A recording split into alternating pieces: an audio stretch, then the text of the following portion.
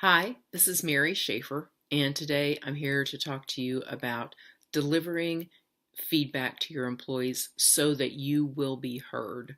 So many times I hear from my clients, Mary, they are just not hearing me. And the tip I have for them in the moment, and I know it's sort of quippy, but it's if you really want to be heard, stop talking.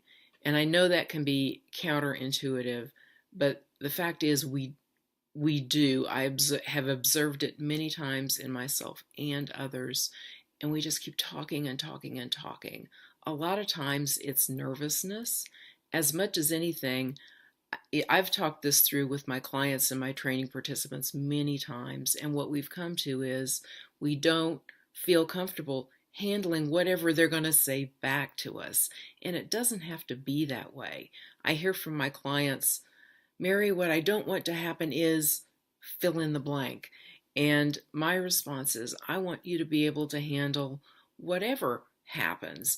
And that requires you to be a good listener. That's what the sort of the tip stop talking is getting at. You have to make room for them to think and speak and really listen to what they're saying, and that will inform you as to what you say next. I have one example where this is no kidding. I observed a manager talk for 18 minutes straight and without giving his employee a chance to speak, and I finally sort of woke up at the end of it. I was entranced, and before she left the room I asked her, what did you hear him say? And she said, I don't know what he's talking about. And my reaction to that is, that's probably not true, but I don't blame her for saying it.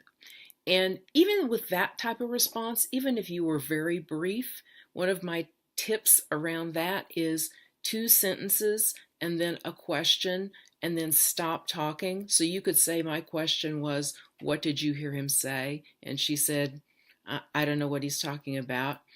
You don't have to let that, I call it baiting. You don't have to let that bait you, because often, the person is on the defensive. They've just received some feedback they either weren't prepared for, or they don't like, or they don't want to change. But you don't have to let that sort of response get you. So when they say something like, I don't know what you're talking about, you can say, well, and to that you can say something like, that's really important for me to know, because as your supervisor, part of my job is to make sure you have what you need to be successful and to deliver on the objectives that the organization expects from you. So, to help us get on the same page, what have you heard me say about your performance? Mode. It takes you listening and not being grabbed by those sort of responses and staying on point. You want the person to ultimately hear something that you're saying and find a way in to where they are willing to hear you and work with you around the performance they need to work on. Again, this is Mary. Thank you so much for listening, and I'll be back again soon.